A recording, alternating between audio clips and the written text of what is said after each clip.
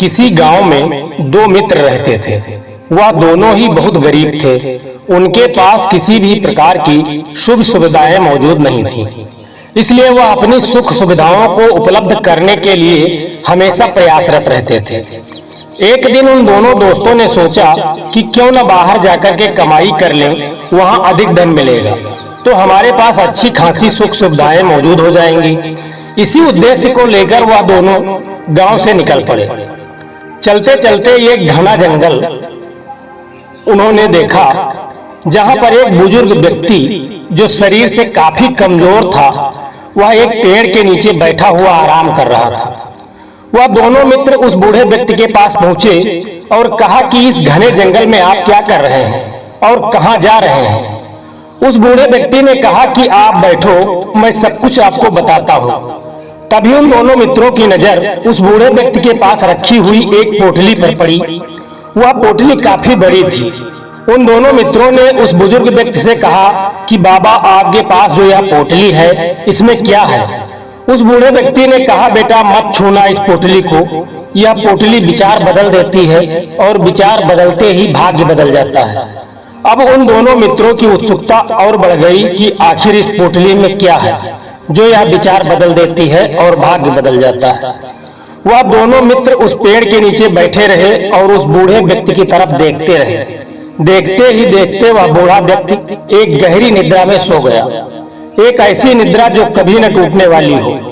उन दोनों ने आवाज लगाई कि उठो, लेकिन वह जागने वाला कहाँ था।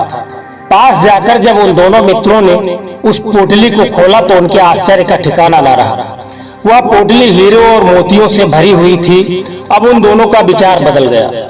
एक ने सोचा कि यदि यह पूरा धन हमें मिल जाए और यह किसी तरह से रास्ते से हट जाए। दूसरे व्यक्ति ने भी यही सोचा कि सारा धन हमें मिल जाए। दोनों लोगों ने अपने अपने मन में योजनाएं बनाई, एक दूसरे को जाहिर नहीं होने दिया। उन दोनों मित्रों ने एक दूसरे से कहा कि अब हमें कहीं बाहर जाने की आवश्यकता नहीं है, क्योंकि हमारे पास बहुत धन हो गया है। यह बुजुर्ग व्यक्ति जागने वाला नहीं है। नहीं, चलो यही भोजन करते हैं और विश्राम करने के बाद घर की तरफ प्रस्थान करेंगे। एक मित्र ने दूसरे मित्र से कहा, जब तक मैं खाने की व्यवस्था कर रहा हूँ तब तक आप जाकर के पानी ले आए। वह जब पानी लेने गया तो उसने पानी में जहर मिला दिया कि यदि उसका मित्र इस पानी को पिएगा तो वह मर जाएगा और सारा धन, हीरे मोती जवाहरात जो भी है वह हमें मिल जाएगा। यहाँ जो मित्र खाने की व्यवस्था कर रहा था, उसने भोजन में जहर मिला दिया और उसने सोचा कि भोजन करते ही वह मर जाएगा और यह सारा धन हमारा हो जाएगा। और हुआ भी यही। वह पानी लेकर के आया और जैसे ही उसके मित्र ने पानी पिया उसके प्राण निकल गए।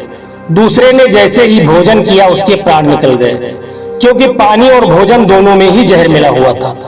वह सारा का सारा धन वहीं रह गया और उन दोनों ने अपने जीवन का अंत कर लिया। दोस्तों, इस कहानी से हमें यह शिक्षा मिलती है कि हमें कभी भी लोभ नहीं करना चाहिए, क्योंकि लोभ के चक्कर में पड़कर व्यक्ति अपना सब कुछ गंवा बैठता है। दूसरी शिक्षा हमें इस कहानी से यह मिलता है कि कभी भी किसी के साथ विश्वासघात नहीं करना चाहिए।